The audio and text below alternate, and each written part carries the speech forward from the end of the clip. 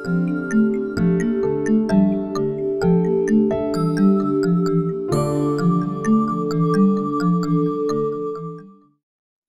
kemarin kita sudah lihat di ayat 100. Jadi kalau kita lihat di ayat 100, semuanya baik. Katakan was-sabiqunal awwaluna minal muhajirin wal ansar. Jadi as-sabiqun orang-orang terdahulu, al-awwalun dari orang-orang awal. Jadi kita bagi orang Islam itu adalah ada yang tengah masuknya, ada yang akhir dan ada yang awal. Nah, kemudian ada lagi as-sabiquna. Jadi kalau kita bikin gambarannya seperti ini Bapak Ibu sekalian, ya. Kalau kita bikin gambarannya, maka dia akan seperti ini. Katakanlah misalnya kita gambar orang masuk Islam. Ya. Sejak zaman Nabi mendakwakan agamanya sampai beliau wafat. Jadi kita sebut di sini minus 13 ya, minus 13 Hijrah. Minus 13. Minus 13 Hijrah. Ya. Sini adalah 10 Hijrah. Jadi sekitar di tengah-tengah sini, ya kurang lebih sini, Jadi kurang lebih di sini adalah masa hijrah. 1 Hijrah. Ya. Nah, jadi kalau kita bagi 3, jadi ada yang awal, ada yang tengah, dan ada yang akhir. Nah, kita tentu bisa mengambil di sini nih. Ya, ini, terus kemudian di sini. Ya. Jadi bagian ini, ya, bagian di sini adalah bagian awal, kemudian di sini adalah bagian tengah, ini adalah bagian akhir. Ya. Jadi totalnya sekitar 23 tahun. 23 tahun kalau dibagi 3 berarti rata-rata kurang lebih 7,5 tahun ataukah kurang lebih 8 tahun. Jadi di sini kurang lebih ya 7,5 tahun. Sini juga kurang lebih 7,5 tahun. Sini juga kurang lebih 7,5 tahun. Ya. Adalah bisa kita gambarkan seperti ini. Jadi sini adalah al-awal. Ya, ini adalah al-awal. Ya. Ini adalah awal. Ya. Ini adalah tengah. Tengah. Ya. Sini adalah akhir. Jadi ada awal, ada tengah, ada akhir. Nah, jadi kalau kemudian dikatakan al-awal, ya inilah. Jadi kurang lebih 7,5 tahun awal Nabi diangkat jadi Nabi. Lalu kemudian di sini ada namanya as-sabiqun, as-sabiquna. Jadi ada kata-kata as-sabiquna, kita sudah bahas minggu lalu, itu ada kata-kata as-sabiquna di sini. Ya. Ini ada kata-kata as-sabiquna. Ya. Jadi as-sabiquna al-awwaluna. Ya, as-sabiqun. Orang-orang terdahulu dari yang awal. Ya, jadi awalnya di sini kita simpan di sini awal. Ya. Jadi as-sabiquna terdahulu dari yang awal. Jadi yang namanya terdahulu dari yang awal berarti sekitar di sini. Ya. Sekitar di sini nih. Ya. Sekitar di sini. Ya, ini namanya disebut dengan as-sabiqun al-awwalun, yang terdahulu dari yang awal. Ya. Jadi yang terdahulu dari yang awal, ya kurang lebih katakanlah 1 tahun awal kenabian. Ya, 1 tahun awal kenabian. Jadi selama di sini. Ini disebut dengan awal. Nah, inilah yang disebut pada minggu lalu. As-sabiqun al-awwaluna minal muhajirin. Baik muhajirin ataupun ansar. Berarti muhajirin di sini, ya, muhajirin di sini, katakanlah di sini. Sedangkan muhajirin di sini Nabi hijrah di sini. Ya. Pertengahan. Berarti sekitar di sini kalau muhajirin. Ya. Ya, bahkan sebetulnya sejak sebelum Nabi hijrah, ya, awal sebelum hijrah. Sekitar di sini. Yang disebut dengan as-sabiqun al-awwaluna minal muhajirina, ini muhajirina di sini, sedangkan wal ansar, ini ansar berarti di sekitar sini. Ya. Jadi kurang lebih juga 1 atau 2 tahun, 1 tahun sebelum Nabi hijrah, Jadi hijrahnya di tengah-tengah sini, dan di sini kurang lebih juga 1 tahunan atau 2 tahun sebelum dari 7,5 tahun awal. Ya, jadi di sini kita kasih. Nah, jadi kurang lebih begitulah yang disebut dengan as-sabiqun al-awwaluna minal muhajirin wal ansar. Tapi apakah hanya berlaku bagi mereka saja? Yang di sini saja? Apakah hanya berlaku bagi mereka yang ada di sini? Ya. Jawabannya tidak. Apa sebabnya? Karena ada kata-kata walladzina taba'uhum, dan orang-orang yang mengikuti biihsan dengan cara yang baik. Jadi patokannya adalah ini as-sabiqunal awwalun minal muhajirin ansar dan alladzina taba'uhum, mengikuti mereka, orang-orang yang mengikuti mereka. Berarti termasuk zaman kita sekarang. Termasuk Bapak Ibu sekalian. Asalkan ittabi'uhum, mengikuti mereka. Mereka siapa tadi? As-sabiqunal awwalun. Mengikuti yang ini nih atau yang ini, ya. Jadi sama nih. Mengikuti yang ini, ya. Jadi mengikuti yang ini, ya, atau mengikuti yang ini, ya. Namanya alladzina taba'uhum, mengikuti mereka dengan baik. Ya, besan baru kemudian radhiyallahu anhum wa radwan. Allah redha kepada mereka dan mereka redha kepada Allah Subhanahu wa taala.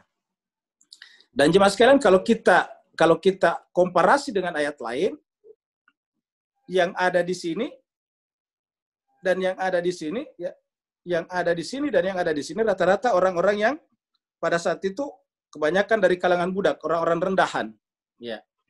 Jadi oleh sebab itulah bisa kita lihat komparasi di ayat lain, yaitu di surat Al-Hasyr sekitar ayat 9 itu menjelaskan tentang itu. Nah, jadi inilah pembahasan kita minggu lalu. Sekarang kita masuk di 101.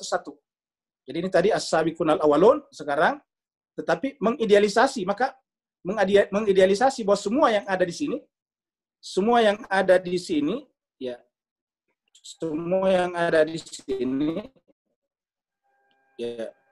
semua yang ada di sini, semua yang ada di sini, ya, dari awal sampai akhir kenabian mengidealisasi bahwa semuanya baik. Ini bertentangan dengan ayat 100 ini. Kenapa? Karena disebutkan as-sabiqunal awwalun saja dari kalangan muhajirin dan ansar. Yang kedua, ini ayat berikutnya menjelaskan bahwa tidak semuanya mereka baik. Kenapa? Karena ada kata-kata wa mimman haulakum, dan dari orang-orang yang ada di sekeliling kalian. Minal a'rabi, dari kalangan orang Arab. Munafiqun, ada yang munafik.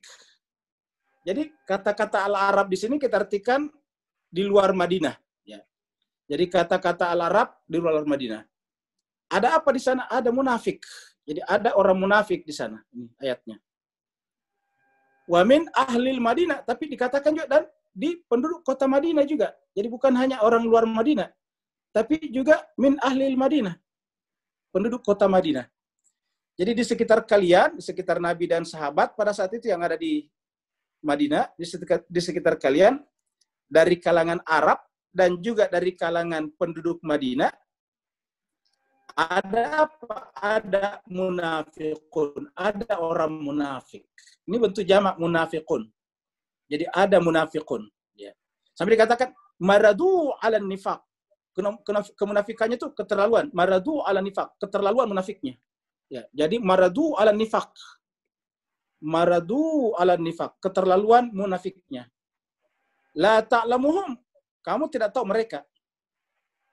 Nahnu na'lamuhum. Jadi begitu halusnya mereka ini, begitu halusnya nyaruan mereka, siapa nyaru, saru, begitu halusnya cara mereka berkamuflase, sampai dikatakan la ta'lamuhum, kamu tidak tahu mereka. Jadi sampai ada kata-kata la ta'lamuhum, ya kamu tidak tahu mereka. Nahnu na'lamuhum, berarti artinya yang mengetahui ini terbatas. Ya, karena ini ada dulu kata-kata ta'lamuhum, kamu tidak tahu mereka, baru muncul kata nahnu na'lamuhum. Siapa nahnu di sini? Tentu termasuk nabi dan orang-orang yang terkhusus. Kata nahnu di sini Allah, nabi dan orang terkhusus. Jadi kamu tidak tahu mereka, tetapi kami tahu mereka. Nahnu na'lamhum. Menggunakan kata nahnu di sini. Bukan hanya Allah, tetapi nahnu. Kalau ada kata nahnu, berarti bukan hanya Allah. Jadi, saking halusnya penyamaran mereka ini, sampai dikatakan, la ta'lamuhum. Kamu tidak tahu mereka. Siapa yang mereka itu? Munafik. Padahal keterlaluan munafiknya. Jadi, maradu ala nifaq, tetapi la ta'lamuhum. Nahnu na'lamuhum. Tapi kami tahu mereka. Sanu'adzibuhum marratain. Kami akan mengazab mereka 2 kali lipat. Sanu'adzibuhum marratain, kata ayat ini. Kami akan mengazab mereka 2 kali lipat. Sanu'adzibuhum marratain. Kenapa 2 kali lipat? Satu adalah menggunakan baju agama, yang kedua adalah menipu orang lain. Summa yuradduna ila adzabin azim. Dan Allah mengatakan mereka dikembalikan kepada azab yang besar. Summa yuradduna ila adzabin azim. Kemudian mereka akan dikembalikan kepada azab yang pedih. Ila adzabin azim. Jadi ini menunjukkan bahwa orang di sekitar Nabi pun ada yang ahli neraka. Ini sebutkan yuraduna ila adzabin. Siapa yang dimaksud di sini? Yaitu min haulakum, mimman haulakum. Baik dari kalangan Arab pinggiran, Arab luar kota Madinah, ataupun orang Arab kota Madinah. Ya, jadi kota Madinah dan di luar kota Madinah. Disebut dengan Arab Badui, Al-Arab. Ya, jadi baik dari kalangan Arab luar kota ataupun Arab penduduk kota Madinah, ada yang munafikun, bahkan Allah mengatakan munafiknya itu keterlaluan, dan karenanya Allah akan mengazab mereka. Jadi ada di antara mereka yang akan diazab. Ya. Wa akharuna tarafu bidunubihim khalatu amalan salihan. Kemudian selain daripada ini, jadi ini tadi orang munafik di sekitar Madinah dan sekitarnya. Ada juga selain daripada munafik ini yang tidak munafik tetapi masih bercampur baur perbuatannya. Ini kayak kita lah. Kita harus menganggap kayak kita ini masih terkadang melakukan perbuatan dosa, masih terkadang melakukan perbuatan baik. Dosa kita mungkin bukan tangan kita, bukan mata kita, tetapi pikiran kita. Ya, jadi pikiran kita itu belum sempurna kebenarannya. Sehingga terkadang ada pikiran kita yang menurut kita baik, tapi kalau kita komparasi, kita benturkan kepada kitab suci Al-Quran, ternyata salah. Nah, itu kan berarti juga adalah dosa. Namanya kesalahan. Karena ingat, Mas sekalian, kesalahan kita pun bisa menjadi sebab datangnya musibah. Di dalam Al-Quran dikatakan, Rabbana la tu'akhidna innasina au akhtana. Wahai Tuhan kami, janganlah engkau menghukum kami salah. Nah, berarti lupa dan salah bisa mengundang bencana. Karena buktinya ada doa minta terlindungi dari situ. Rabbana la tu'akhidna innasina au akhtana. Itu di ayat terakhir surat Al-Baqarah. Jadi, wa akharuna yang lain. Jadi kata akharuna adalah yang lain. Jadi ada yang lain, akharuna. Ya. Bagaimana yang lain yang tidak munafik tadinya ini? Tarafu bidunubihim. Ya. Kalau orang ini dia mengakui kesalahan mereka. Jadi tarafu bidunubihim. Tarafu itu mengakui bidunubihim, dosa-dosa mereka. Jadi tarafu bidunubihim, mereka mengakui dosa-dosa mereka. Ya. Jadi kalau tadi di atas ini kan karena namanya munafik tidak mungkin mengakui, karena kalau mengakui berarti ketahuan. Nah, sedangkan di sini tadi dikatakan itu sangat rapi mereka. Luar biasa munafiknya, tetapi kamu tidak tahu mereka. Nah, kalau di sini iktarafu, dia mengakui, mereka mengakui bidunubihim. Jadi mengakui dosa-dosa mereka, makanya kita dianjurkan banyak istighfar. Jadi kalau kita istighfar berarti kita mengakui bahwa kita biasa salah. Salah mata kita, salah kuping kita, salah lisan kita, salah pikiran kita. Jadi iktarafu bidunubihim. Makanya sebaik-baiknya manusia, orang beriman, yang memikirkan zunubihim, dosa mereka. Jangan memikirkan dosa orang lain. Ya, seburuk-buruk manusia adalah memikirkan dosa orang lain, seakan-akan orang lain itu adalah pendosa besar dan dirinya adalah orang suci. Nah, sedangkan di sini dikatakan wa akharuna tarafu bidunubihim. Yang lain selain daripada yang di atas tadi ini, tarafu bidunubihim. Mereka mengakui dosa-dosa mereka. Khalatu amalan soleha. mereka itu masih khalatu, bercampur baur, mencampur baurkan, mencampur adukan amalan solehan, amal-amal solehnya. Jadi masih mencampur baurkan amal solehnya, amalan soleha, wa akhara say'an, dan amal buruknya. Jadi masih mencampur baurkan antara amal solehnya dan amal buruknya. Ya. Saya buruk, ini soleh. Jadi masih bercampur baur antara amal soleh dan amal buruk. Jadi ada solehnya, ada say'anya. Ya, jadi saya kira kita manusia mayoritas ini, para nabi dan rasul lah yang tidak bercampur baur seperti ini. Para orang suci lah yang tidak bercampur baur seperti ini. Kita kalau toh kita tidak berdosa secara kaki dan tangan, kita berdosa dengan lisan kita membicarakan orang, kita bertajasus tentang orang lain, cari-cari kekurangan orang, kemudian terkadang kita bersangka buruk, itu pikiran kita, dan seterusnya. Jadi oleh sebab itulah kita terkadang masih mencampur baurkan khalatu amalan salihan wa akhara sayyan, mencampur baurkan antara amal yang saleh dengan amal yang buruk. Nah, apa kata Allah bagi mereka seperti ini? Kita sebut dengan yang khalatu seperti ini.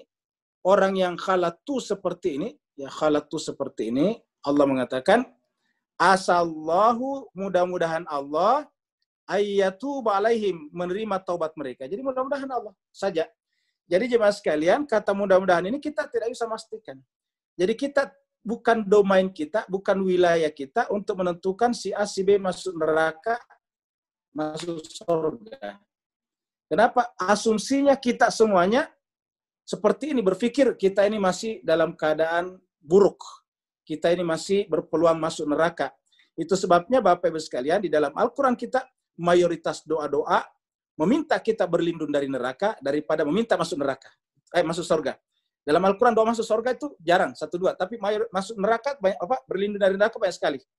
Ya, doa yang terkenal, Rabbana atina fid dunya hasanah wa fil akhirati hasanah wa qina adzabannar. Ya. Rabbana srif anna adzab jahannam inna adzabaha kana gharama. Rabbana innana sami'na munadiya yunadi lil iman an aminu birabbikum fa amana rabbana faghfir lana dzunubana wa kaffir anna sayiatina. Itu semuanya meminta kita berlindung. Rabbana ma khalaqta hadza batilan subhanaka faqina adzabannar. Jadi mayoritas doa kita itu adalah meminta berlindung dari neraka. Jadi artinya jemaah sekalian, kita tidak boleh mengentengkan dosa kita dan tidak boleh juga menghakimi orang lain. Seakan-akan orang lain yang beda dengan kita pasti masuk neraka dan kita sudah pasti masuk surga. Tidak ada jaminan kalau saya masuk surga. Ya, yang ada jaminannya itu hanya orang-orang tertentu di dalam Al-Quran. Jadi asallahu ayyatub alaihim, mudah-mudahan Allah menerima taubat mereka. Jadi yang seperti itu mudah-mudahan Allah menerima taubat mereka. Ayyatuba alaihim. Mudah-mudahan Allah yatuba alaihim, menerima taubat mereka. Apa sebabnya? Innallaha ghafurur rahim. Kita berharap kepada sifat Allah yang disebut dengan Ghafurur Rahim. Ghafur dan Rahim. Ghafur pengampun, Rahim penyayang. Jadi Ghafur, ampunan Allah, Rahim sayangi kita. Karena kalau bukan karena ampunan dan sayangnya Allah, merugilah kita. Ingat doanya, Rabbana zalamna anfusana wa illam taghfir lana. Ini taghfir lana itu Ghafur. Wa illam taghfir lana wa tarhamna, rahimnya Tuhan, lanakunanna minal khasirin. Wahai Tuhan kami, zalamna anfusana, kami senantiasa menzalimi diri kami, anfusana, diri kami, jiwa kami seharusnya hanya mencari Dikau ya Allah, tapi jiwa kami selama ini yang dicari adalah benda-benda yang akan kami tinggalkan nanti. Ya Allah, kami dilalaikan oleh benda-benda itu, maka jika bukan karena ampunanmu kepada kami, illam taghfir lana, jika bukan karena kasih sayangmu kepada kami, wa tarhamna, dan bukan karena rahimmu kepada kami, lanakunanna minal khasirin. Niscaya kami akan masuk ke dalam golongan orang-orang yang merugi. Ya. Nah, jemaah sekalian berbahagia, bagaimana caranya agar kita diterima taubatnya? Dengan kesalahan-kesalahan kita, dengan mencampur baurkan tadi yang baik dan yang buruk. bizunubihim, dengan dosa-dosanya. Nah, ayat ini mengatakan rajin bersedekah. Jadi Bapak Ibu yang saya berbahagia, bersedekah itu ternyata bisa menggugurkan dosa-dosa. Bersedekah ini adalah bisa menyucikan hati kita. Bersedekah ini bisa menyuburkan jiwa kita. Makanya dikatakan khuz min amwalihim, ambillah. Jadi ini ada perintah, ini sebetulnya Allah mewakilkan kepada Nabi. Allah mewakilkan kepada Rasul. Allah mewakilkan kepada orang suci untuk apa? Untuk mengambil harta sebagian daripada manusia, karena dengan mengambil sebagian hartanya mereka akan tersucikan.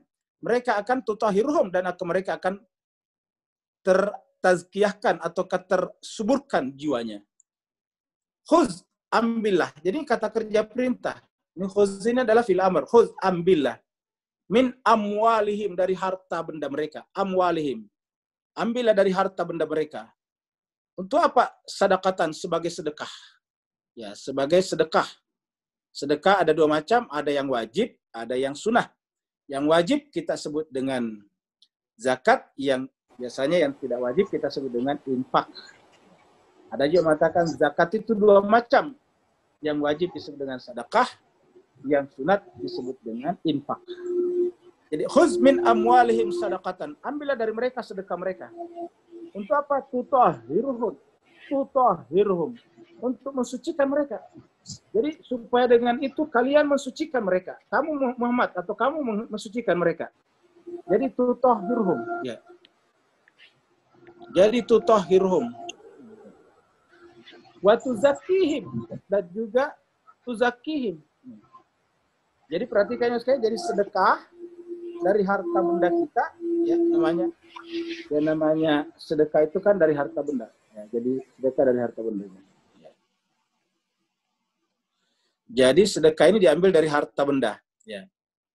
Akan apa? Tutahhirhum, mensucikan mereka. Wa tuzakkihim, dan mensucikan juga. Ingat kata tohara. Tuzakkihim tazkiyah. Sebetulnya secara zakah itu artinya menyuburkan. Jadi kalau kita menyuburkan diri kita dengan perbuatan-perbuatan baik, dengan empati dan pemihakan kepada orang lain, berarti menyuburkan hati kita. Bihaknya dengan apa? Dengan sedekah tersebut. Jadi bihak itu adalah dengan sedekah tersebut. Jadi bihak, ya. Jadi haknya di sini, ini haknya, ini ada hak di sini. Ya. Haknya di situ adalah kembali ke sedekah tadi. Ya, kembali ke sedekah ini. Ya. Kembali ke sedekah. Jadi khuz min amwalihim sadaqatan tutahhiruhum wa tuzakkihim biha. Kemudian wasalli alaihim, dan doakanlah mereka. Nah, jadi jemaah sekalian, kalau orang menerima zakat infak dari orang lain harus didoakan berdasarkan ayat ini. Ya. Wasalli alaihim, doakanlah mereka atau selawatkanlah mereka. Salli ini bisa bermakna selawatkan mereka. Wasalli alaihim, dan selawatkanlah mereka. Ya. Karena ini menjadi salawat di sini. Inna sholataka, sungguhnya salawat kamu. Ya. Inna sholataka, jadi harus didoakan. Inna sholataka, sungguhnya doa kamu, salawat kamu terhadap mereka yang bersedekah itu atau yang berzakat itu, sakanun lahum, akan mendatangkan ketentraman bagi jiwa mereka. Ya, jadi kaidahnya kalau orang menerima zakat, maka harusnya didoakan mereka. Jadi bagusnya itu jemaah sekalian memang zakat, infak, sedekah, terutama zakat dan humus dikumpulkan pada yang berkepentingan, yang berhak menjadi amilnya namanya. Kenapa? Supaya dia mendoakan ini. Salawataka sakanul lahum. Karena harus didoakan. Dan di sini katakan dengan didoakan itu mendatangkan ketenangan bagi mereka. Siapa mereka? Yang bersedekah. Humnya adalah yang bersedekah. Jadi inna sholataka, sesungguhnya sholawat kamu, doakan. Kata-kata sakinah itu dari kata ini sakanun. Itu sakanun mendatangkan ketenangan jiwa bagi mereka. Jadi Bapak sekalian mendoakan orang lain penting sekali. Karena dikatakan doa kamu, salawat kamu untuk mereka mendatangkan ketenangan bagi mereka. Dan ingat, walaupun Allah kita tidak jangkau dengan panca indera, tapi wallahu samiun alim. Kenapa Allah menggunakan kata sami? Karena mendoakan. Jadi sami'nya ini adalah untuk mereka yang menjadi amil zakat, menerima, mendoakan mereka. Ya. Kemudian yang alim artinya apa? Allah Maha mengetahui. Alim. Ya. Jadi Allah adalah mengetahui. Jadi Bapak sekalian yakinlah kalau Bapak Ibu sekalian berzakat, berinfak, bersedekah, pasti Allah mengetahuinya. Tidak mungkin tidak. Ya, pengetahuan Allah lebih rinci, lebih sempurna daripada CCTV manapun. Lebih sempurna daripada daripada satelit manapun yang diorbitkan manusia. Ya. Alam ya'lamu annallaha huwa yaqbalu taubata an ibadihi. Apakah mereka tidak mengetahui bahwa sungguhnya Allah itu, jadi sesungguhnya Allah itu ya'lamu, apakah mereka tidak mengetahui? Apakah mereka tidak mengetahui? Annallah, sungguhnya Allah itu yaqbalu taubata. Jadi Allah menerima taubat. Ya. Yaqbalu taubata, menerima taubat. Jadi kalau kita bertaubat Allah terima. Tapi tadi ini ada sedekah. Jadi jemaah sekalian di titik ini ada kesamaan. Tapi bukan persamaan, ada kesamaan antara ajaran Islam dengan ajaran Katolik Kristiani, dan memang sama-sama agama samawi maksud saya. Cuma sedikit ada perubahan, menebus dosa, apa itu namanya itu kalau mereka habis berdosa, ya. Nah, semacam mereka seperti itu kalau mereka. Nah, dalam Islam kita ini adalah sedekah, ya. Karena sedekah ini adalah tutahhiruhum wa tuzakkihim. Sedekah itu adalah mensucikan dan membersihkan dan mensucikan. Dan Allah dengan cara seperti ini, kalau mekanisme ini kita pakai, Allah yaqbalu taubata. Allah akan menerima taubat dari siapa? An ibadihi, dari hambanya. Ya, jadi kalau hamba di sini bukan berarti tidak salah. Hamba di sini adalah yang masih kategori bisa mencampur baurkan tadi antara yang amalan soleh dan amalan sayyi'ah. Ya. Nah, kalau mereka ingin suci, rajin bersedekah, maka kemudian Allah akan menerima taubatnya dengan sedekah tersebut. Wa ya'khudhu sadaqatin. Akhirnya kemudian dia menerima sedekahnya. Ya, jadi dia menerima sedekahnya. Jadi wa ya'khudhu sadaqah. Jadi kelihatannya tadi di sini yang diperintah menerima adalah Nabi, orang suci, ya, amil, wa ya'khudhu, dan dia Allah menerima sedekah tersebut. Jadi Allah menerima sedekah tersebut melalui tadi orang yang diperintahkan untuk menerimanya. Wa anallah, dan sungguhnya Allah huwat tawwabur rahim, dan sungguhnya Allah itu adalah at-tawwabur rahim. Allah itu adalah at-tawwabur rahim. Sungguhnya Allah SWT adalah penerima taubat lagi penyayang. Jadi jemaah sekalian, annallahu at-tawwabur rahim. Wa qul malu, lalu kemudian beramallah. Qul, katakanlah Muhammad, malu, beramallah kalian. Siapa yang dimaksud beramal? Siapa saja manusia. Ya, beramallah kalian, kata ayat ini. Beramallah. Amal baik, amal di sini tentu amal soleh di sini, ya. Amal soleh tadi di sini nih. Amalan soleh, bukan amalan sayyi'ah. Ya. Jadi, i'malu, beramallah kalian, beramal saja, beramal baik. Fasayarallahu, niscaya akan melihat amal kalian. Siapa? Allah. Amalakum, amal kalian. Jadi beramallah, maka amal kalian itu, ini amal kalian, ya, akan dilihat. Kata dilihat di sini berarti akan disaksikan. Akan disaksikan, yang pertama adalah Allah. Yang kedua adalah Rasulnya, Rasuluhu. Yang ketiga adalah al-mu'minun, orang mukmin. Al-mu'minuna. Jadi kita lihat di sini, walaupun kita tidak menyaksikan mereka, orang mukmin siapa yang dimaksud di sini? Ya pasti orang mukmin yang suci di sini maksudnya. Orang mukmin yang luar biasa. Orang mukmin ini kan ada amirnya, namanya Amirul Mukminin. Nah, jadi sayarallahu amalakum wa rasuluhu wal mu'minun. Jadi kalau kalian beramal, pasti Allah melihatnya. Rasul juga melihatnya. Orang mukmin suci juga melihatnya. Ya. Jadi ini adalah saksi. Rasul adalah utusan. Allah adalah pencipta segala-galanya, pemilik otoritas tertinggi. Dialah punya menciptakan langit dan bumi. Bumi, kita tinggal di buminya, kita makan dari buminya, kita minum dari buminya, kita bernapas dengan bumi, dengan udara di buminya. Pokoknya semuanya buminya. Maka disuruh beramal selama tinggal di bumi, beramal baik maksudnya.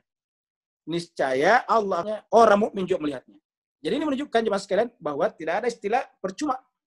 Ada yang mengatakan percuma kamu beramal. Nah, ini adalah yang semua yang kita sebutkan ini sudah tidak berada di dalam jangkauan panca indera. Ya, Rasul sudah wafat. Tapi dikatakan dilihat. Ya. Orang mukmin yang dimaksud termasuk yang sudah meninggal. Dia melihat juga. Jadi dalam beramal itu, Pak Bos sekalian, tidak ada batas-batas antara dunia dan akhirat kalau beramal. Jadi orang yang sudah pindah ke alam barzah pun bisa melihat. Buktinya nih. Allah akan melihat, Rasul akan melihat, orang mukmin akan melihat. Kalau yang dimaksud Rasul melihat di sini hanya pada saat Rasul meninggal, ayat ini berarti sudah tidak berlaku lagi. Sedangkan namanya ayat Al-Quran ini berlaku sepanjang masa.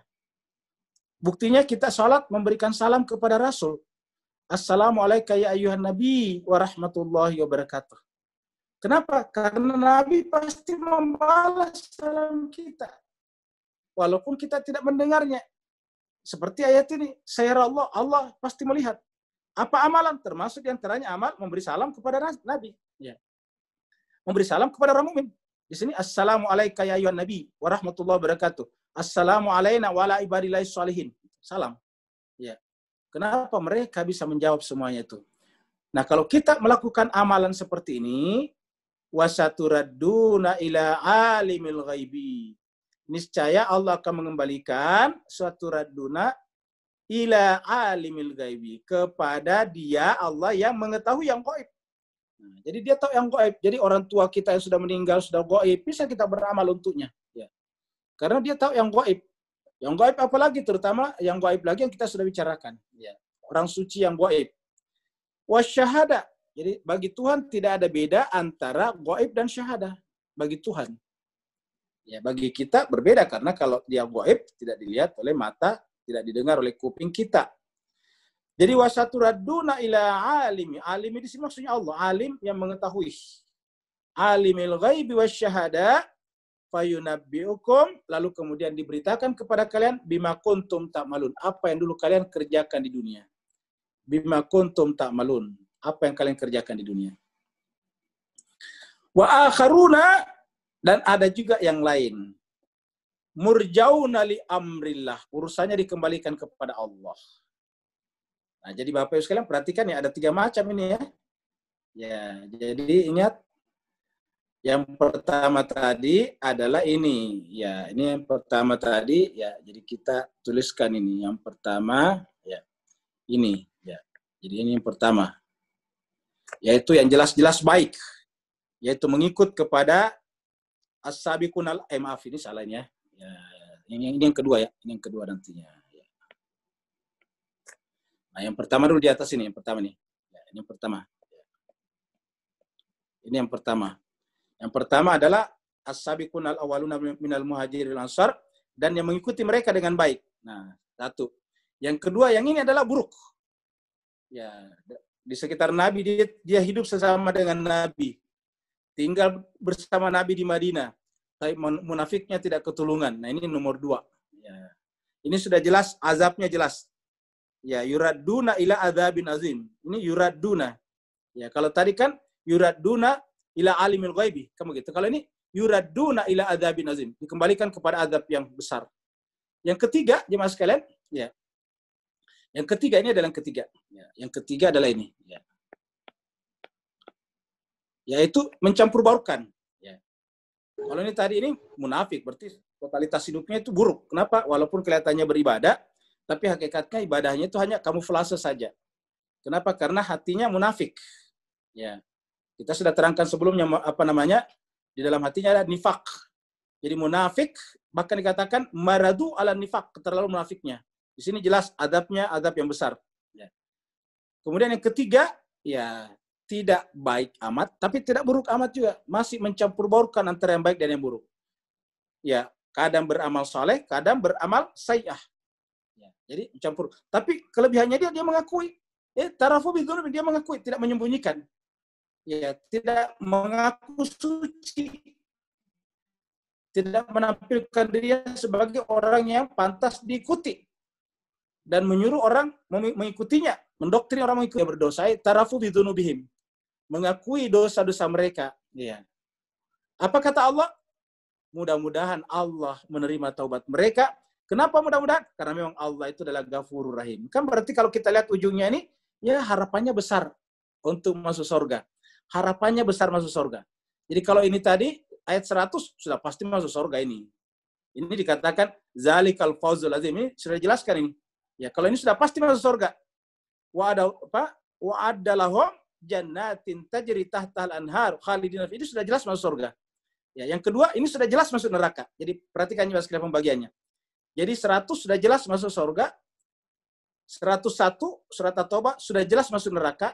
Nah, yang ketiga ini ya mencampur baurkan antara baik dan buruk, tetapi mudah-mudahan saja Allah menerima taubat mereka dan ditutup dengan harapan besar. Kenapa? Allah itu adalah Ghafurur Rahim. Berarti kan hope-nya besar. Ya, hope-nya besar. Jadi di sini tidak beralasan untuk hopeless. Ya. Jadi harapannya besar.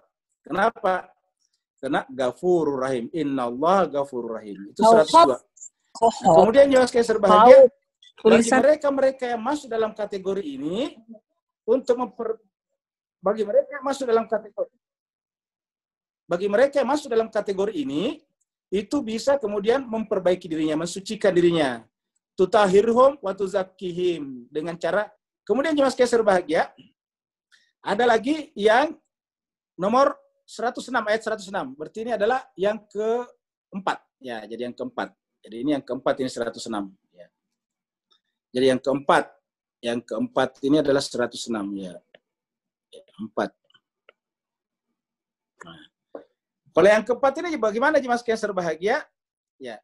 Wa akharuna dan yang lain lagi murjauna li amrillah. Urusannya dikembalikan kepada Allah. Nah, urusannya dikembalikan kepada Allah. Kenapa kita tidak tahu? Orang itu boleh jadi dia bukan Islam tapi orangnya baik. Bagaimana urusannya ini? Ya, dia tidak Islam tetapi orangnya baik sekali. Ya. Bagaimana kita menjelaskan yang seperti ini? Nah, di sini ternyata ada kategori keempat ini. Kategori keempat adalah akharuna. Karena kalau yang muslim tadi kan sudah jelas ini nomor 1 dan nomor 3. Ini yang jelas baiknya. Yang 3 ini. Maksudnya yang ketiga ini campur baur tapi Islam. Kalau yang ini Islam tetapi di dalam hatinya munafik. Ya. Nah sekarang yang keempat ini jemaah sekalian, akharuna, kata akharuna yang lain. Bisa bermakna orang lain, agama lain. Tapi orangnya baik sekali. Apa kata Allah? Murjauna li amrillah. Urusannya dikembalikan kepada Allah. Murjauna itu ditangguhkan, dikembalikan. Saya artikan murjauna, kita serahkan urusannya. Li amri urusannya kepada Allah. Li amrillah, urusan Allah. Kita jadikan itu sebagai urusan Allah. Tidak usah kita campuri. Murjauna, kita serahkan kepada Allah. Itu urusan Allah. Ya. Bagi orang seperti itu, li amrillah, urusannya Allah yang punya. Terserah nanti Allah. Allah maha mengetahui dan maha bijaksana. Imma yu'adzibuhum, imma itu dalam bahasa Inggris mirip dengan whether. Imma yu'adzibuhum, ya. Tergantung nanti Tuhan, apakah dia akan mengazabnya, wa imma yatubu alaihim, ataukah dia akan menerima taubat mereka. Jadi itu Allah yang punya urusan. Ya. Jadi jemaah sekalian berbahagia, pilihannya 2. Imma yu'adzibuhum, ya. Apakah Allah akan mengadab mereka, atau imma yatubu alaihim, Allah menerima taubat mereka. Jadi ingat kata-katanya di sini adalah akharuna. Ini adalah akharuna. Ya. Orang lain. Ya. Jadi mereka ini adalah kita kembalikan urusannya kepada Allah. Terserah Allah nantinya. Kalau Allah mengadabnya, silakan dia hambanya. Tapi kalau dia mau menerima taubatnya, memang Allah itu adalah maha baik. Ditutup dengan wallahu a'lam. Tadi tidak mengetahui mereka kan? Mereka misalnya secara zahir bukan Islam, tetapi perbuatannya baik. Nah, Allah yang paling tahu isi hatinya. Jadi di sini ada kata-kata alimun, ya, hakim. Alimun dulu. Jadi mengetahui. Ya. Yang kedua, tapi ingat Allah memang menghukum, tetapi hukumnya Allah itu adalah adil. Makanya disebut dengan hakim. Bijaksana. Ya. Jadi Allah itu mengetahui, yang paling tahu, ini alim, Allah maha mengetahui. Jadi Allah yang paling mengetahui mereka tadi ini. Ya. Hakikat hati mereka bukan kita yang tahu. Allah lah yang mengetahuinya. Kenapa? Allah alim. Dan dalam memperlakukan hambanya, Allah itu bijaksana sekali, hakim. Allah itu hakim. Jadi sebetulnya ini dalam Islam kita lengkap sekali sebetulnya. Ya, jadi tidak perlu kita mencari-cari tentang orang lain karena sudah jelas di sini. Jadi 100 tadi adalah jelas-jelas baik. Ini 100 tadi, 100 ini golongan pertama jelas-jelas baik, sudah jelaskan mereka akan mendapatkan jannatin tajri tahtal anhar. Ya, yang kedua di munafik, kelihatannya Islam tetapi membuat kerusakan. Ini adalah kerjanya menghancurkan, memecah belah umat ini. Munafik ini kerjanya memecah belah umat. Nanti dibicarakan di bawah tentang mereka masuk masjid tapi memecah belah orang di masjid. Itu ada nanti di ayat-ayat berikutnya. Lalu kemudian jemaah sekalian berbahagia, yang ketiga adalah masih mencampur baurkan Islam tetapi ya masih kadang berbuat dosa. Cuma kelebihannya dia, kalau dia berbuat dosa, mengakui dosa-dosa mereka di hadapan Allah SWT. Kemudian yang ketiga, yang tidak masuk golongan 1, 2, dan 3. Ya, kalau kita lihat tadi itu 1, 2, dan 3 kan Islam semuanya. Yang pertama Islam sudah pasti bagus, masuk surga. Yang kedua adalah zahirnya doang Islam, tapi hatinya munafik. Ya, kalau hatinya munafik artinya hatinya masih kafir, ingkar. Tapi perbuatan zahirnya seperti Islam. Yang ketiga, campur baur. Yang keempat ini pasti maksudnya lebih kepada yang bukan Islam. Tetapi orangnya baik. Bagaimana dengan mereka ini? Ya, imma yu'adzibuhum wa imma yatubu alaihim. Terserah Allah. Dia mau mengadabnya kah? Atau dia mau menerima taubatnya. Wallahu alimun hakim. Dan Allah maha mengetahui lagi maha bijaksana. Walladzina ittakhadhu masjidan dirara. Nah, ini dia nih. Siapa yang dimaksud tadi dengan munafik di sini nih? Ya. Ayat 100 tadi. Ini, siapa yang dimaksud di sini? Nomor 2 nih. Nah, coba kita lihat. Ya. Walladzina ittakhadhu, yaitu orang-orang yang ittakhadhu menjadikan masjid. Jadi mereka menjadikan masjid sebagai markasnya. Masjidan. Tetapi untuk apa? Dirara, menimbulkan kemudaratan. Jadi mereka ahli masjid, tetapi masjid jadikan kemudaratan. Walladzina ittakhadhu masjid, mereka menjadikan masjid diraran, menimbulkan dirar. Ini dirar bahasa Indonesia, mudarat. Ya, dirarat. Jadi menjadikan masjid itu supaya tempat kemudaratan. Wa kufran, dan tempat kekufuran. Berbuat dosa. Kalau di masjid orang menggunjing kelompok lain, mencaci maki, kan kufra namanya. Ya. Wa tafriqan, memecah belah. Nah, ini sebutkan tafriqan, tafriqa. Ya. Wa tafriqan, berpecah belah di antara apa? Bainal mu'minin, di antara muslim mukmin berpecah. Ya. Bainal mu'minin, terjadilah perpecahan di antara orang mukmin. Bainal mu'minin. Ya.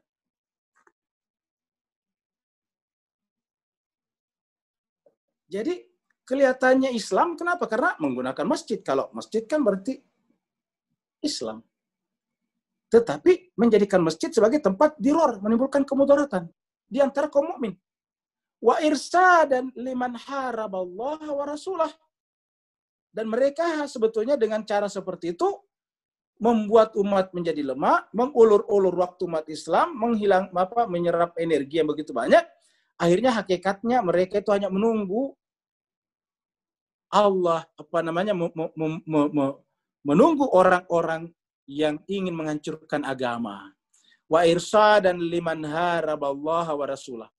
Mereka menunggu, kondisinya itu adalah mengkondisikan, kita artinya saya mengkondisikan bagi orang-orang yang memusuhi Allah dan Rasulnya, liman haraballah wa rasulah, ya, min qabl, sebelumnya, untuk apa? Untuk mengalahkan Islam. Ingat jemaah sekalian, kekacauan yang terjadi di mana-mana, siapa yang untung? Di Afghanistan, sejak terjadinya perang saudara di Afghanistan tahun 78, ya, sampai sekarang kita lihat apa yang terjadi di Afghanistan, memprihatinkan. Diikuti dengan yang lain. Ya. Al-Quran mengatakan setiap terjadinya memecah belah umat, menjadikan masjid sebagai tempat menimbulkan kemudaratan dan kekufuran, maka hakikatnya hanya mengkondisikan musuh-musuh Allah dan Rasulnya. Kita sudah bahas musuh Allah dan Rasulnya adalah musuh kemanusiaan untuk mengalahkan kebenaran. Wala yahlifunna in aradna illal husna. Hebatnya lagi orang seperti ini, kalau kita dengarkan berbicara, mereka bersumpah. La yahlifunna. Ya, ini Bapak sekalian dalam kaidah bahasa Arab, lam yang pertama ini adalah lam taukid. Nun tasydid taukid. Terus kemudian kata yang dipakai sumpah. Jadi benar-benar, sungguh-sungguh mereka bersumpah. Mereka bersumpah dengan sesungguh-sungguhnya, seakan-akan begitu. Kalau kita lihat bahwa yang mereka inginkan dengan masuk ke masjid, tiada lain kecuali al-husna. Tapi faktanya, kehadirannya di masjid adalah memecah belah umat. Faktanya di masjid menyebabkan terjadi kemudaratan. Jadi orang-orang yang menjadikan masjid sebagai tempat menimbulkan kemudaratan. Jadi Al-Quran menjelaskan ada orang menjadikan masjid sebagai menimbulkan kemudaratan. Mudaratan apa? Bagi umat. Wa kufran, kekufuran. Kalau orang caci mencaci di masjid kan kufur, kekufuran namanya, Pak Bos sekalian. Mencaci orang di masjid itu adalah kekufuran, perbuatan kufur. Karena dulu orang-orang kafir pada zaman Nabi itulah mencaci maki Nabi sebagai tukang sihir lah, sebagai orang kemasukan jin lah. Ya, jadi itu namanya kufra. Kemudian watafriqan, menimbulkan perpecahan bainal mu'minin, di antara kaum mukmin. Ini kata-kata ini bainal mu'minin, jadi menimbulkan perpecahan di antara kaum mukmin. Jadi artinya ada namanya dalam kaidah tafsir namanya mafhum mukhalafah. Mafhum mukhalafah di sini adalah bahwa masjid itu adalah tempat untuk menyatukan kaum mukmin. Organisasi apapun, ormas apapun, mazhab Islam manapun. Kenapa? Mazhab Islam manapun, tempat ibadahnya sama di masjid. Sama juga ibadahnya, salat juga lima kali sehari semalam. Sama juga kiblatnya juga sama-sama ke Baitullah Ka'bah. Sama-sama juga mereka kalau salat berdiri ruku sujud. Sama-sama juga zuhurnya 4 rakaat. Asarnya 4 rakaat. Maghribnya 3 rakaat. Isyanya 4 rakaat, subuhnya duduk sama semuanya. Sama-sama juga kalau di rakaat kedua mereka duduk tasyahud, membaca syahadat, sama semuanya. Lalu kenapa mesti harus saling mengkafirkan? Kufra, mengkafirkan. Al-Quran mengatakan bahwa orang-orang yang masuk dalam kelompok dua tadinya, ini kenapa dia seperti ini munafikun? Karena sebetulnya mereka menggunakan masjid sebagai basisnya, tetapi masjid itu digunakan untuk menimbulkan kemudaratan, kekufuran, dan perpecahan di antara kaum mukmin. Nah, kondisi seperti inilah yang menyebabkan terkondisikannya musuh-musuh Allah dan Rasulnya, musuh-musuh kemanusiaan semakin kuat, semakin menjadi-jadi. Nah, mereka ini kalau kita sampaikan, wah mereka bisa lebih besar urat lehernya dari kita. Mereka akan bersumpah. Walayahlifuna, ini layahlifuna ini Pak Ustaz, ini lamnya taukid, nun tasdid taukid namanya, apa? Penekanan, stressing. Mereka mengatakan mereka benar-benar sungguh-sungguh bersumpah. Apa sumpahnya? In aradna, tiadalah yang kami inginkan kehendaki di dalam aktivitas kami di masjid ini illa kecuali al-husna, kebaikan. Jadi mereka mengatakan al-husna. Dia lupa kalau memang al-husna, ingat Allah punya asmaul husna. Apa itu sebenarnya asmaul husna? Indah-indah, baik-baik. Pengasih, penyayang, pemaaf, mendamaikan. Itu al-husna. Wallahu yashhadu, dan Allah menyaksikan. Ini Allah menyaksikan. Jadi dan Allah menyaksikan, yashhadu, innahum, sungguhnya mereka itu lakadzibun. Mereka itu adalah lakadzibun. Jadi ini menurut Allah mereka itu pendusta. Inilah makanya tadi ini yang dimaksud tadi dengan golongan dua. Ya. Dia pendusta kenapa? Karena luarannya sepertinya Islam, ya. Tetapi dalamannya ternyata dusta, ya. Allah mengatakan innahum lakadzibun. Wallahu, dan Allah yashhadu, menyaksikan, innahum, sungguhnya mereka itu lakadzibun, benar-benar pendusta. Ya. La takum fihi, kata ayat ini. La takum fihi abada. Ini perhatikan Pak Bos sekalian ayatnya. Kalau ada masjid seperti ini tadi, kalau ada masjid ini 107, ayatnya mengatakan apa? La takum fihi abada. Kamu jangan sholat di dalamnya selama-lamanya. Kata selamanya, selama fungsinya masih seperti itu. Jadi kata selamanya di situ adalah selama masih begitu. La takum fihi abada. Jangan berdiri artinya jangan sholat di dalamnya selama-lamanya. Selama masjid itu masih digunakan seperti tadi nih. Ya. Menimbulkan kemudaratan, menimbulkan kekufuran, menimbulkan perpecahan. Kenapa? Karena kalau kita masuk, kita akan menjadi korban juga. Ya. Jadi Al-Quran mengatakan, la takum fihi abada, jangan kau berdiri dalamnya selama-lamanya. Apa sebabnya? La masjidun ussisa ala taqwa. benar-benar masjid yang didirikan, usisa itu dari kata asas, diasaskan, didirikan. Benar-benar masjid yang diasaskan, yang didirikan ala taqwa, atas dasar takwa. Jadi harusnya masjid itu didirikan atas dasar takwa. Takwa itu mendekatkan diri kepada Allah, bukan untuk kepentingan politik praktis. Bukan untuk kepentingan politik pragmatis, ya, bukan untuk kepentingan sesaat. La masjidun, masjid yang didirikan ala takwa. Jadi masjid itu harusnya didirikan atas dasar takwa, ya. La masjidun ussisah, ya.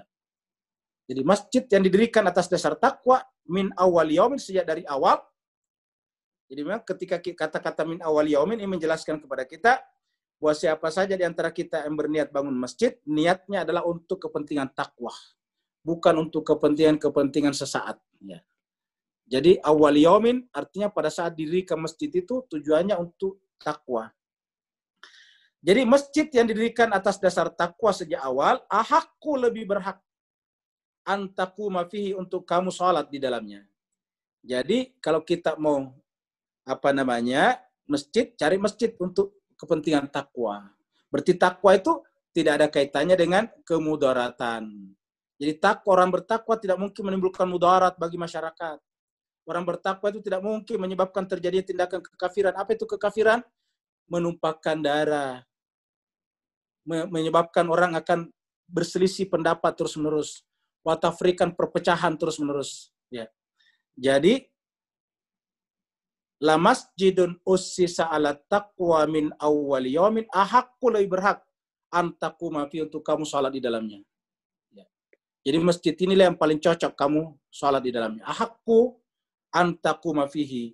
Apa sebabnya? Fihi rijalun, di dalam masjid itu ada orang-orang. Jadi di sini orang-orangnya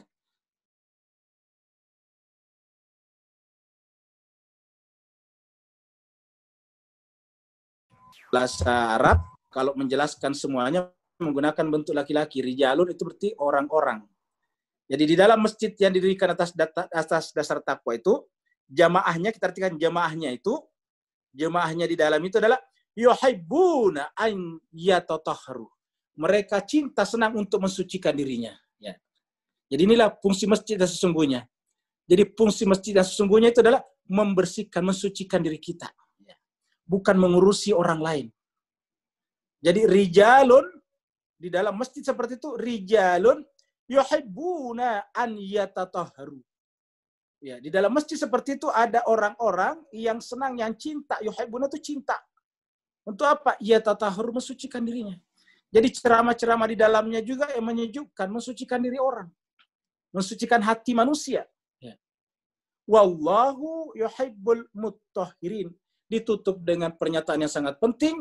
Allah mengatakan dia mencintai orang-orang yang mensucikan dirinya. Wallahu yuhibbul mutahhirin. Dan Allah mencintai orang-orang yang mensucikan dirinya. Wallahu yuhibbul mutahhirin. Dan Allah mencintai, ingat, mencintai orang mensucikan dirinya. Siapa mensucikan dirinya di sini? Lawan dari tadi di sini. Diraran, kufran, tafriqa. Afaman assasah. Afaman assasah. Afaman assasa bunyanahu ala taqwa minallahi wa ridwanin. Apakah orang-orang, man itu orang, assasa mendirikan, bunyanahu bangunannya. Ya, ini sudah menjadi bentuk umum, bangunan berarti termasuk masjid. Artinya apa? Kita bisa artikan peradaban, ya, kota-kota, kebudayaan. Jadi kalau kita membangun masjid, masjid itu adalah merupakan pusat peradaban. Berarti ikutannya adalah peradaban, kota-kota, kebudayaan, maka harusnya dibangunnya atas dasar takwa. Jadi apakah orang yang membangun bangunannya atas dasar takwa, minallah, kepada Allah, takwa kepada Allah, waridwani, dan mencari ridho darinya, khairun, yang lebih baik. Ya, jadi ini pertanyaan, afaman, apakah orang? Jadi pertanyaannya, apakah orang? Ya. Afaman, apakah orang? Assasa bunyanahu ala taqwa minallah, atas dasar takwa kepada Allah, waridwanin, dan ridho. Ya. Khairun, lebih baik. Am, ataukah? Jadi ini pertanyaan, apakah ataukah? Ya.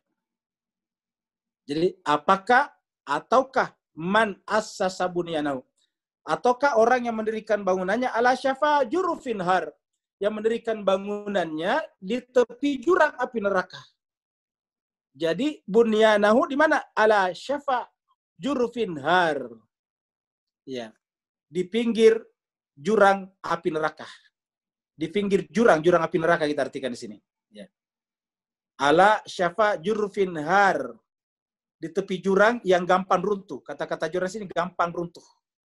Jadi orang yang membangun bangunan apapun termasuk masjid tidak atas dasar takwa, maka bangunannya nantinya sama dengan berdiri tepi jurang yang dalam waktu yang tidak lama dia akan runtuh. Fanhara bihi, maka dia akan runtuh dengannya. Kemana runtuhnya? Fi nari jahannam, ke dalam neraka jahannam. Nah, jadi jemaah sekalian, ada bangunan termasuk masjid yang bisa membawa orang ke neraka jahannam. Ini kan bunyan di sini. Ya. Jadi di sini adalah bunyan. Di sini adalah bunyan. Ya. Ya. Ini bunyan. Ya, jadi bangunan itu terutama masjid harus atas dasar takwa dan ridho Allah. Kalau masjid dibangun bukan atas dasar takwa dan ridho Allah, maka sama dengan membangunnya di tepi jurang api neraka yang hanya menunggu waktunya saja untuk runtuh. Fi nari jahannam, ke dalam neraka jahannam. Jadi nanti lama-kelamaan dia akan runtuh membawa orang-orang ada di sana fi nari jahannam, di dalam neraka jahannam. Ya. Makanya Allah menginginkan kita seperti bangunan yang kuat. Ya, jadi coba kita lihat ayat yang lain ya. Saya tunjukkan surat As-Saff. Ya, di sini ada surat As-Saff, surat 61 ayat 3. Saf ayat 3. Ya. Coba kita lihat. Ini ayat 4 maksudnya. Innallaha. Jadi kita lihat ayat 4. Kita lihat ayat 4. Ayat 4. Ini tidak ada. Jadi ayat 4. Innallaha yuhibbul ladina. Sungguhnya Allah yuhibbu mencintai alladzina, orang-orang yang yuqatiluna, berjuang fi sabili, di jalannya, safan, membentuk barisan yang kuat. Jadi yang namanya barisan itu kan tidak berpecah belah. Bagaimana barisannya? Ka'annahum bunyanun marsus. Ini menggunakan bunyanun marsus. Bangunan yang kuat. Bangunan yang tersusun rapih. Bunyanun marsus. Ini kata-kata ini. Bunyanun marsus. Ka'annahum bunyanun marsus. Ya.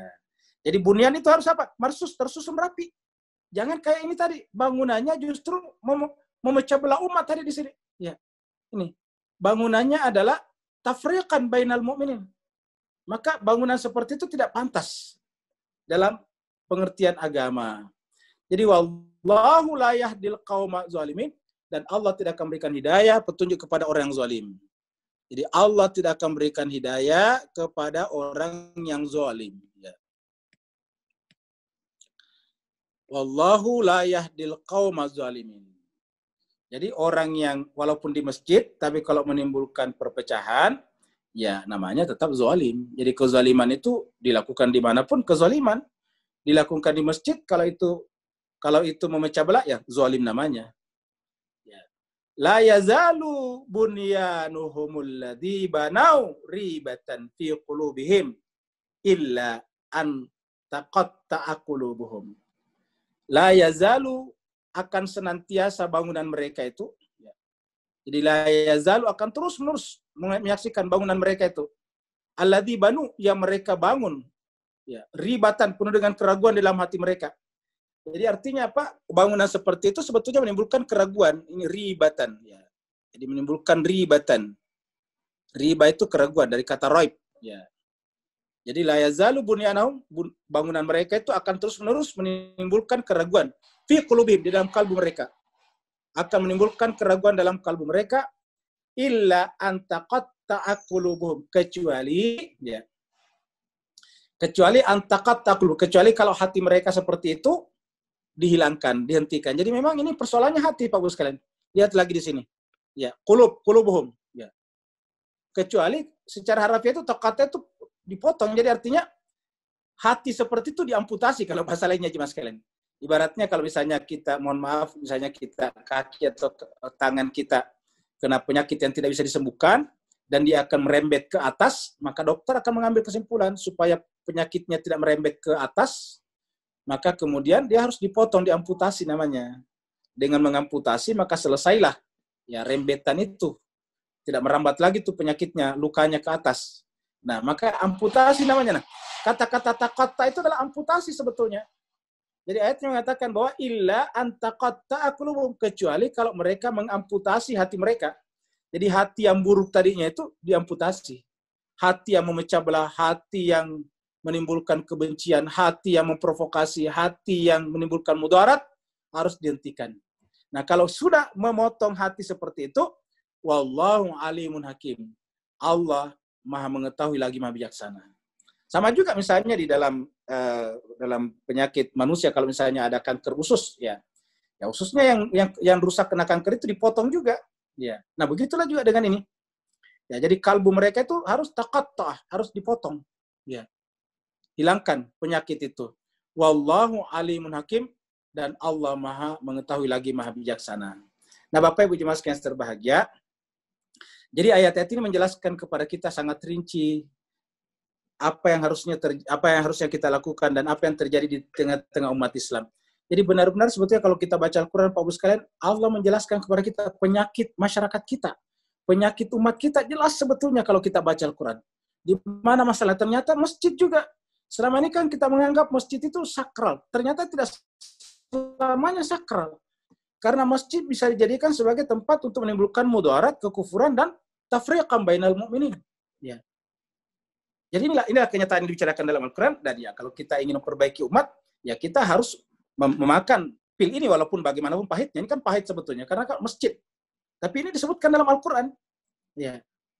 Jadi artinya apa? Inilah faktanya, inilah realitasnya. Kalau kita pengelola masjid, marilah kita mengintrospeksi diri dan kepengurusan kita berdasarkan ayat-ayat ini, supaya masjid-masjid itu harusnya memang tempat adem. Kenapa namanya masjid? Tempat sujud. Masjid itu tidak boleh ada kekufuran di dalamnya, tidak boleh ada takabur di dalamnya. Karena iblislah yang tidak mau sujud. Kata tidak mau sujud berarti tidak menggunakan masjid. Jadi kalau toh ada masuk masjid, hakikatnya tidak sujud. Dikatakan wa idh qulna lil malaikati isjudu li adama fasajadu illa iblis aba wastakbara wa kana minal kafirin. Ingatlah tatkala kami perintahkan kepada seluruh penghuni langit untuk bersujud kepada Adam. Fasajadu, maka sujudlah mereka semuanya. Ingat, sujud mereka semuanya. Tempat sujudnya namanya masjid. Masjid itu cuma sekalian adalah tempat sujud. Namanya isi makan dalam bahasa Arab. Ya. Dari kata sajadah, ya, dari kata sajadah, ini sajadah. Sajadah, ya, dari kata sajadah, ya. Ini dari kata sajadah. Ya. Dari kata sajadah, ya, sajadah. Jadi sajadah, sujud. Ini artinya sujud. Ya, sujud. Tempat sujud. Isi makan namanya, makan itu tempat, namanya masjid. Tambah mim aja depannya, mas. Ya. Masjidun, ya, masjidun. Ya. Jadi tempat sujud. Apa itu sujud tadinya? Ya, merendahkan diri kita ke hadapan Allah SWT. Sujud itu adalah menerima perintah-perintah Allah. Maka tempat sujud itu tempat merendah. Maka iblis tidak mau sujud. Makanya apa? Aba, dia enggan, nolak, wastakbar dan istikbar, takabur. Sehingga Allah mengatakan wa kana minal kafirin, dan dia termasuk orang kafir. Nah, sini katakan tadi wa kufra, masjid tapi kufra. Ya. Jadi dengan demikian jemaah sekalian, mudah-mudahan dengan ayat-ayat ini bisa mengajarkan kita begitu lengkapnya sebetulnya Allah memberikan bimbingan kita melalui kitab suci Al-Quran. Cuma saja itu tadi, umat Islam selama ini kita kebanyakan beragama berdasarkan amani, angan-angan kita saja. Menurut kita, ya agama seperti ini. Padahal kita tidak pernah mengkomparasikannya dengan ayat-ayat Al-Quran. Terima kasih banyak. Kalau ada bertanya, dipersilakan melalui dokter. Assalamualaikum warahmatullahi wabarakatuh, Ustaz. Ada pertanyaan di chat dari Mbak Sinta. Waalaikumsalam warahmatullahi wabarakatuh. bertanya tentang ayat 107, Ustaz. Siapa secara spesifik orang-orang yang dimaksud? Di zaman Rasul siapa? Di zaman sekarang siapa? Demikian, Ustaz. Pertanyaan dari Mbak Sinta. Oh ya. Nah, jadi jemaah sekalian berbahagia, jadi ya ini ingat kita sampaikan jemaah sekalian berbahagia, setelah Nabi wafat ya, itu kan kemudian banyak yang tidak diceritakan, dilarang orang menulis hadis. Hadis itu kan adalah orang-orang yang terkait dengan ayat-ayat, sehingga kemudian tentu tidak semuanya terekam dengan baik. Kalau toh nanti terekam, biasanya sudah mengalami semacam sortiran-sortiran berdasarkan kepentingan-kepentingan politik pada saat itu. Seperti mana kita tahu bahwa setelah Nabi wafat itu kan terjadilah friksi-friksi di tengah umat Islam. Nah, tentu dalam penulisan hadis-hadis itu pasti dipengaruhi oleh friksi-friksi. Ya, yang sekarang kalau istilah sekarangnya ada ada hoax, ada macam-macam. Itulah sebabnya di dalam hadis-hadis itu bertingkat-tingkat. Ya, hadis itu tingkatan yang paling tinggi namanya mutawatir, dan itu tidak banyak mutawatir. Nah, kalau tidak mencapai derajat mutawatir, turun derajatnya hadis ahad. Hadis ahad lah nanti yang diteliti apakah dia sahih, hasan, dhaif dan sebagainya. Nah, kesimpulannya jemaah sekalian berbahagia, laporan-laporan berkenaan dengan orang-orang seperti itu timbul perbedaan-perbedaan tentunya. Jadi artinya kita tidak bisa hanya bertumpu pada laporan-laporan seperti itu, terlepas siapa yang dimaksud. Jadi kita tidak bertumpu pada sebab turunnya ayat lagi. Jadi memang setiap ayat ada sebab turunnya, tetapi makna dan keberlakuan ayat tidak bergantung kepada sebab turunnya, asbabun nuzulnya. Kenapa? Karena kalau bergantung atau terikat di situ, berarti agama hanya berlaku pada zaman itu saja. Nah, makanya kita lihat teksnya, nasnya, tulisannya ada seperti ini. Berarti berdasarkan ayat ini ada orang yang membuat masjid ya, yang untuk menimbulkan kemudaratan, kekufuran, dan perpecahan. Jadi artinya siapapun yang melakukan ini sekarang, itulah yang dimaksud ayat ini. Jadi siapapun, ya. Jadi siapapun sekarang yang menjadikan masjid untuk menimbulkan kemudaratan saja, kekufuran itu pokoknya namanya kekufuran itu ya isinya hanya menanamkan dendam, caci maki ke dalamnya, maka itu adalah kekufuran. Dilarang menimbulkan kemudaratan, ya, menimbulkan kemudaratan. Jadi lawan daripada tadi tazkiyatun nafs, harusnya kan masjid tadi adalah mensucikan diri. Tapi ini hati semakin rusak kalau datang ke sana. Hati semakin bermasalah. Nah, oleh sebab itulah masjid mana saja yang telah tergelincir fungsinya menjadi dirara, kufran, tafriqa, tidak bisa lagi dibatasi hanya masjid dirar pada zaman Nabi. Ya. Karena biasa ada orang membawa ayat ini hanya masjid dirar pada zaman Nabi, seakan-akan tidak ada terjadi lagi sekarang. Kalau begitu kan berarti ayat ini tidak berlaku lagi sekarang. Seperti itu. Jadi siapa saja sekarang, ya, siapa saja sekarang yang menjadikan masjid sebagai dirar, maka memenuhi ayat 107. Berikutnya lagi. Ya. Kalau di chat sudah tidak ada, Ustaz. Mungkin Bapak Ibu yang mau bertanya langsung silahkan dinyalakan. Oh, ada dari Ibu Meli. Assalamualaikum Ustaz. Ayat 105, Ustaz. Ya. Ustaz. Waalaikumsalam warahmatullahi wabarakatuh. Ya, silakan. Maksudnya yang ini Ustaz, orang-orang yang ditunggu oleh sang pembuat masjidnya itu Ustaz.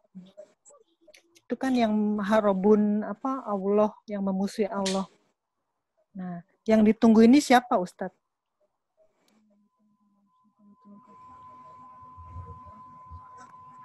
Makanya tadi saya sudah katakan bahwa yang namanya harab Allah wa Rasul itu adalah memusuhi Allah, itu kan memusuhi kemanusiaan. Ingat, yang namanya Allah dan Rasul itu selalu tak terpisahkan dengan kemanusiaan. Allah mengutus Rasul dalam rangka kemanusiaan. Makanya nanti di ayat 128 itu dijelaskan, laqad ja'akum rasulun min anfusikum azizun alaihi. Jadi siapa saja yang memusuhi kemanusiaan, Ya, rata-rata yang namanya musuh kemanusiaan itu adalah mereka yang telah mendahulukan kepentingan duniawi.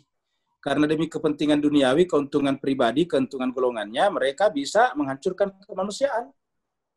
Ya, lihatlah sekarang misalnya di Syria. Ya, kita baca berita terakhir bahwa Turki dan Amerika menambah pasukan tentaranya di daerah yang ada minyaknya. Dan itu minyaknya wilayah Syria. Jadi mereka datang ke sana untuk mengambil minyaknya orang Syria. Coba bayangkan. Hal yang sama terjadi di Yaman. Jadi sumur-sumur minyak yang potensial di Yaman sekarang dikuasai oleh Saudi dan mercenary-mercenary-nya. Nah, jadi artinya apa yang disebut memusuhi Allah di sini, memusuhi kemanusiaan. Ya. Kalau memusuhi Allah dalam pengertian Allah SWT itu susah. Karena Allah datang justru untuk menyelamatkan kemanusiaan. Rasul juga untuk menyelamatkan kemanusiaan. Makanya ketika Rasul datang, apa yang diselamatkan? Satu adalah perbudakan. Perbudakan itu adalah anti kemanusiaan. Yang kedua adalah wanita tidak berharga. Itu juga kemanusiaan. Wanita pada saat sebelum datang Nabi, itu bisa diperjualbelikan. Ya, bisa ditukar.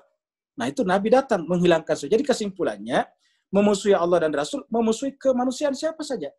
Jadi setiap kita menjadikan masjid untuk dirar, kufra, dan tafriqa, maka itu hakikatnya mengkondisikan, ini tadi kata-kata saya, mengkondisikan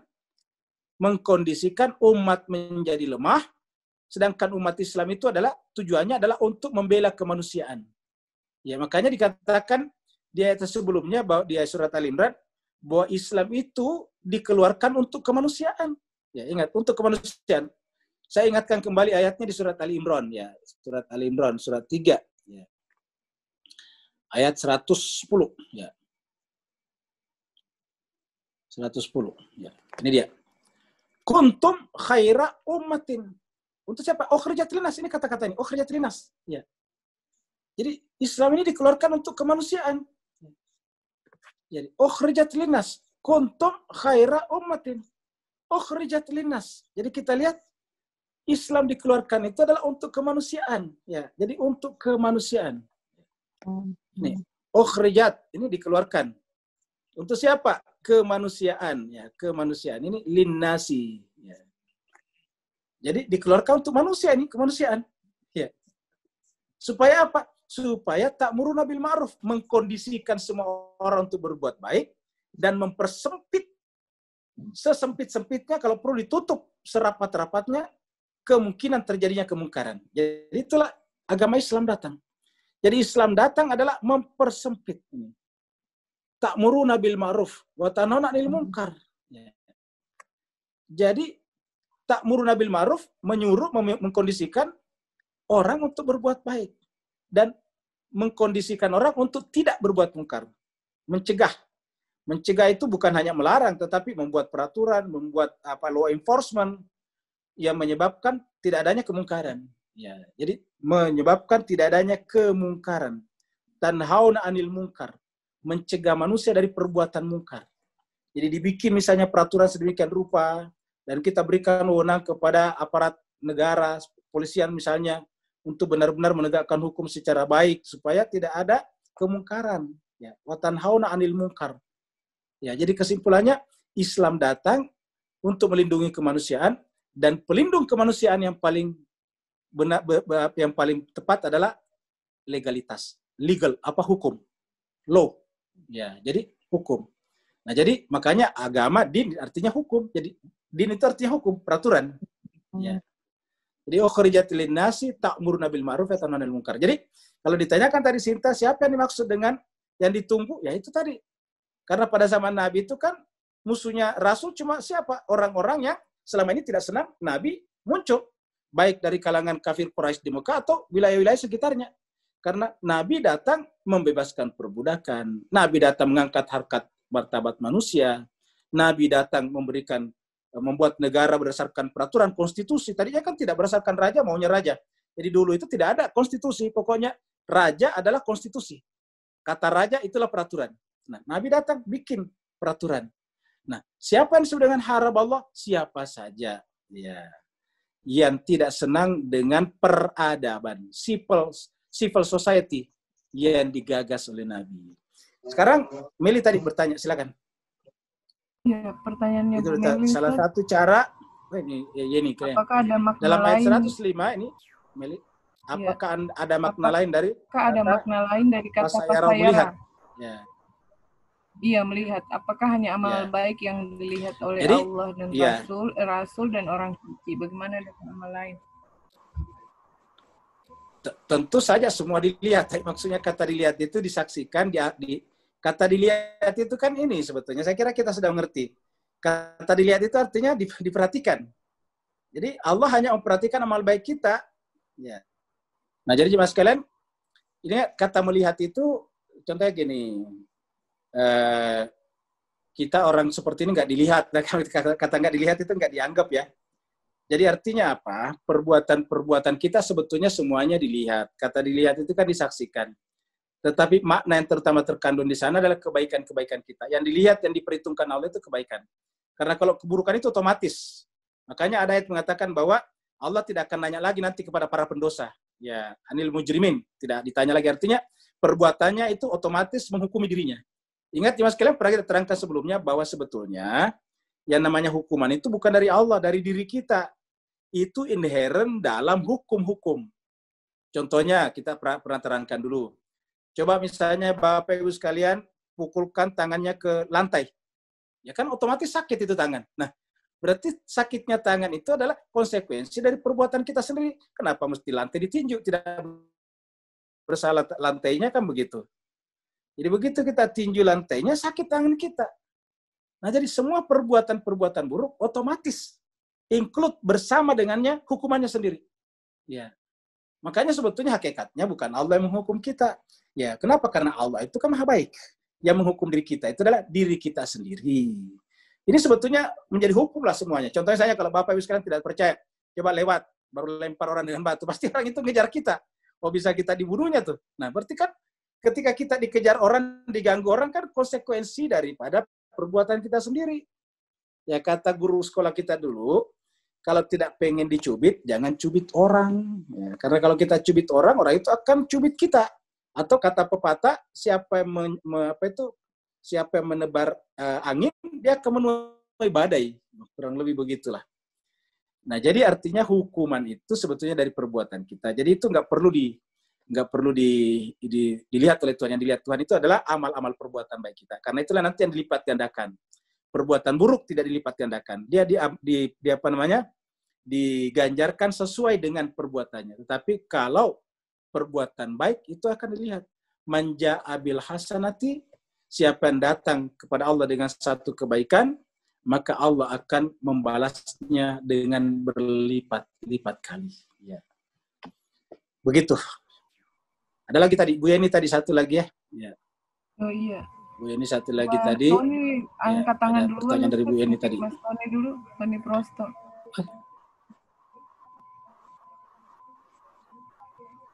Oh iya. Oh ya, silakan, Ton. Ya, Ustaz. Mau ini Ustaz, hapus saya tadi. Kehapus ya, nanti saya bacakan Ustaz.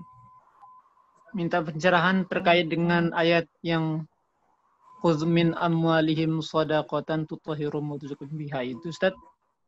Itu kan kebanyakan di masyarakat kita menjadi justifikasi untuk mengambil atau meminta atau mengumpulkan zakat-zakat dari masyarakat Ustaz. Nah, sebenarnya kalau berdasarkan ayat itu sebenarnya yang punya otoritas itu dalam konteks ayat itu siapa Ustaz? Mohon pencerahan. Ya, intinya penjelasan surat itu aja Ustaz tentang otoritas untuk mengumpulkan dana zakat itu, mohon pencerahannya Ustaz. Itu aja Ustaz. Oh ya, oke. Karena jadi kan mas kalau kalian semua pertanyaan tentang khudz min amwalihim ini tadi ya, ayat 103. Jadi memang kalau ayat ini tidak dibatasi pada otoritas, ini berbahaya. Ini nanti akhirnya semua orang bisa menggunakan ini, sehingga kemudian tidak menjadi kekuatan. Ya, ingat, saya sampaikan kalau banyak ya, misalnya katakanlah umat Islam Indonesia potensi zakatnya. Potensi zakatnya Indonesia, potensi zakat umat Islam di Indonesia, ya katakanlah misalnya, menurut pernah saya dengar, katakanlah misalnya 100 triliun.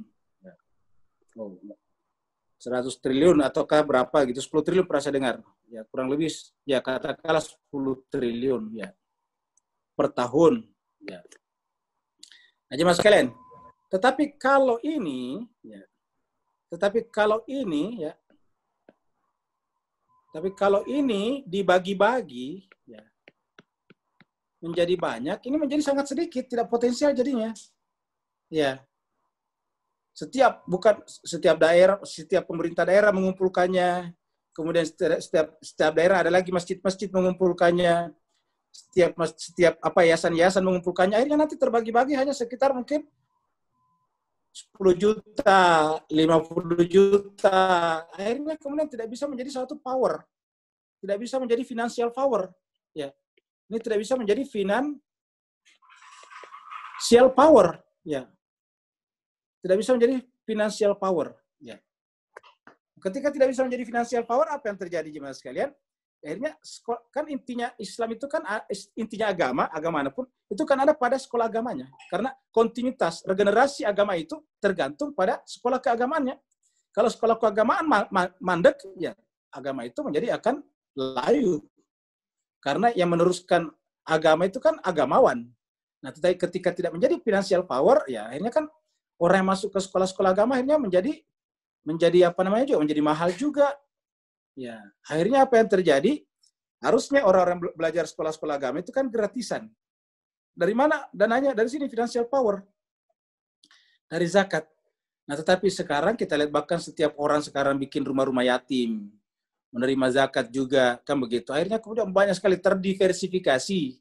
Ketika terdiversifikasi, maka kemudian lagi-lagi tidak menjadi financial power, ya. Bahkan yang lebih fatal lagi, Bapak Ibu jemaah sekalian berbahagia, kan ini sebetulnya nanti kita lihat di dalam surat At-Taubah juga ada. Ya, di surat At-Taubah nanti ada bahwa tidak sepantasnya semua orang pergi mencari nafkah, harus ada yang memperdalam agama. Ini nanti surat At-Taubah. Nah, jadi artinya bahwa yang namanya agama ini, ya, ada kekuatan inti di dalamnya, yaitu berkaitan dengan agamawan. Agamawan ini ada sekolahnya, ya. Sekolah melahirkan agamawan, kamu gitu. Nah, ketika sekolah yang melahirkan agamawan ini tidak bisa lagi punya financial power, akhirnya terpaksa menerima dana dari masyarakat, baru bisa jalan. Akhirnya perjalanannya juga Senin Kemis. Ya, apalagi tidak begitu banyak orang yang berminat masuk sekolah agama. Kenapa? Karena ya orang melihat tidak punya tingkat kebutuhan masyarakat tentang itu kan tidak banyak. Ya. Nah, jadi oleh sebab itulah maka kemudian akan kesulitan melahirkan agamawan. Satu. Yang kedua, agamawan yang keluar juga dari sini untuk hidup di luar kesulitan juga. Akhirnya apa yang terjadi jemaah sekalian berbagi? Akhirnya mohon maaf kita saksikan sekarang ini. Ya akhirnya kemudian terpaksa masyarakat kemudian membiayai mereka dengan luar biasa sehingga kemudian ulama ini bertingkat-tingkat jadinya. Ada yang sangat bagus hidupnya, mewah dan sebagainya. Ada yang sama sekali guru-guru ngaji di kampung tidak dapat apa-apa. Jadi oleh sebab itulah menjadi seperti itu. Kenapa? Karena zakat tadi terdiversifikasi. Ya. Nah, harusnya supaya tidak terdiversifikasi, ya mau tidak mau harusnya ada penentuan otoritas. Tapi lagi-lagi ini adalah perbedaan-perbedaan paham keagamaan lagi. Jadi kira-kira begitulah. Terakhir, Bu Yani tadi yang mau bertanya.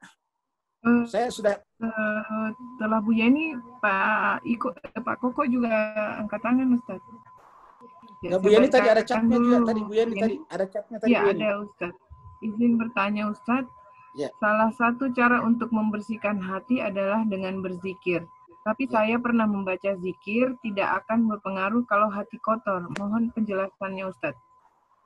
Iya, makanya tadi kita perhatikan bahwa yang dimaksud tadi mensucikan hati ini dengan sedekah. Konteks ayat ini tadi.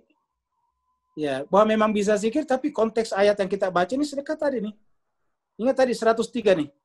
Khuz min amwalihim sadaqatan. Karena sebetulnya hati kotor itu kenapa? Karena cinta dunia.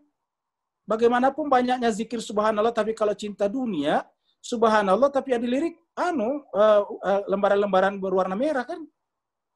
Jadi oleh sebab itulah, maka hati bisa suci kapan? Apabila tidak cinta dunia lagi. Kita sudah sampaikan sebelumnya bahwa hati kita itu seperti ini. Katakan ini hati ya, ini jiwa manusia.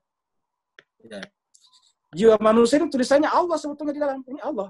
Tetapi ini terhijabi oleh apa? Terhijabi oleh ini. Apa hijabnya ini? Cinta dunia. Semua yang dipikirkan ada, mobil baru, rumah baru, handphone baru, semuanya. Sehingga Allah tidak kelihatan di dalam, tidak memancarkan cahayanya, tertutup oleh hijab-hijab ini. Ya. Ya. Ini bisa sampai 70.000 ini kata para ahli irfan. Ya. Jadi bagaimana caranya menghilangkan ini? Yaitu sedekah. Karena sedekah artinya menunjukkan kita singkap cinta kita kepada dunia. Karena sedekah itu kan dunia sebetulnya.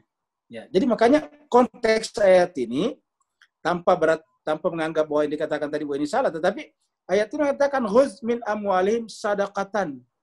Ambillah dari harta mereka dalam bentuk sedekah. Untuk apa? Tutahhiruhum wa tuzakkihim, ya. Untuk membersihkan jiwanya dan mensucikannya. Ya. Jadi konteksnya jelas. Jadi sedekah. Kenapa sedekah? Karena dengan bersedekah berarti kita melepaskan jiwa kita dari jeratan dunia. Jadi jemaah sekalian, hijab-hijab ini kita sebut dengan jeratan dunia. Sehingga kita takut mati, kata Nabi. Hubbud dunia wa karahiyatul maut.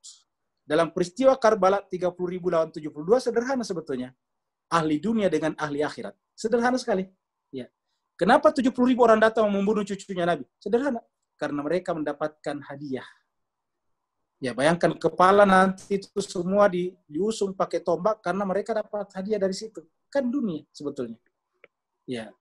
Jadi zikir tidak begitu zikir dalam pengertian baca subhanallah alhamdulillah tidak begitu mengena apabila cinta dunia menguasai hati kita. Makanya di sini dikatakan sadaqatan.